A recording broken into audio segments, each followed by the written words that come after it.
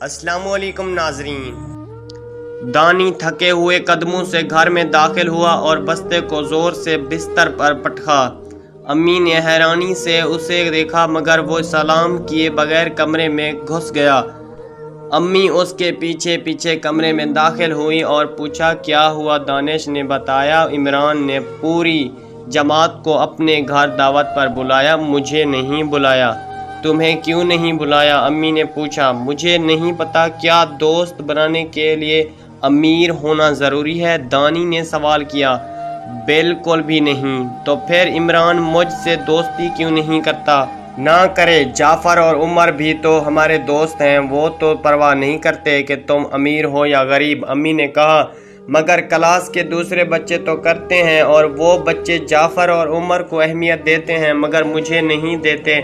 दानी के लहजे में मायूसी थी। ऐसे लोगों से जो दौलत और शान और शौकत को तरजीह देते हैं उनसे ना मिलना ही अच्छा है। वो लोग जो इंसान को उसकी खूबियों की वजह से पसंद करें सबसे बेहतरीन दोस्त बनते हैं।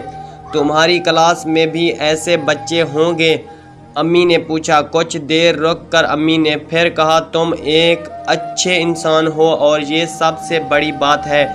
एक दिन सब उनकी समझ में आ जाएगा कि इंसानियत से बढ़कर कोई चीज़ नहीं होती।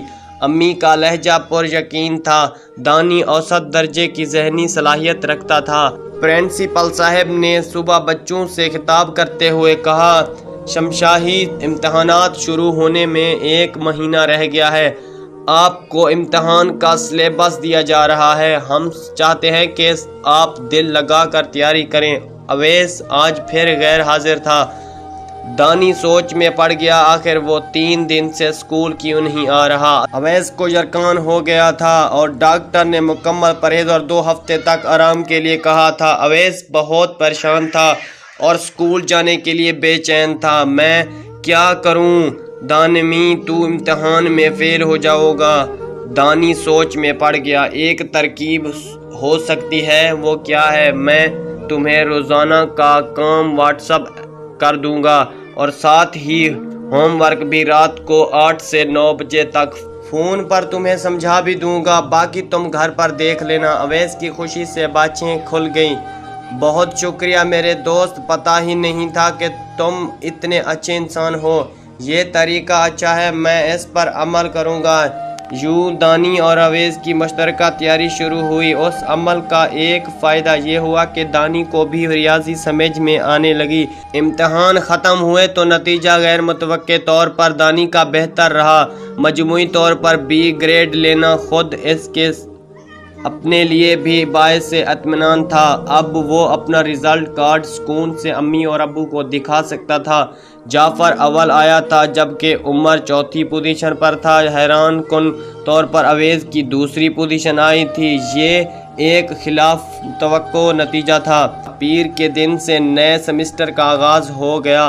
तमाम बच्चे असम्बली ग्राउंड में जमा थे और प्रिंसिपल साहब का खिताब सुन रहे थे। हमारे एक अच्छे तालिब इल्म अवैस हैदर इम्तिहान से कबल पर यरकान में मुब्तला हो गए थे और डॉक्टर ने उन्हें मुकम्मल आराम का मशवरा दिया था। तशवीश की बात यह थी कि 2 हफ्ते बाद जब ये बच्चा अवैस आएगा तो इम्तिहान कैसे दे पाएगा। मगर वो इम्तिहान में बैठा और दोम आया।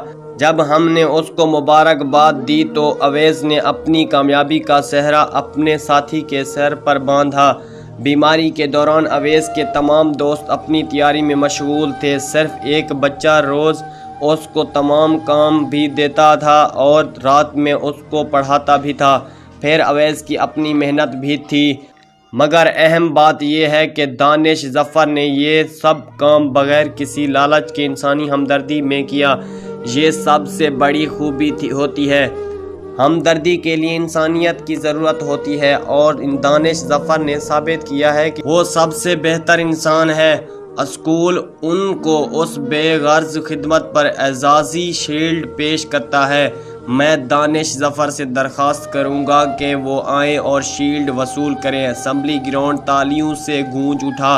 सब बच्चे दानी की तरफ देख रहे थे। दानी ने अवैस की तरफ देखा, वो मुस्कुरा रहा था।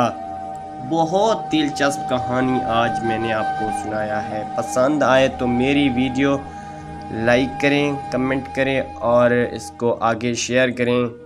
شکریہ۔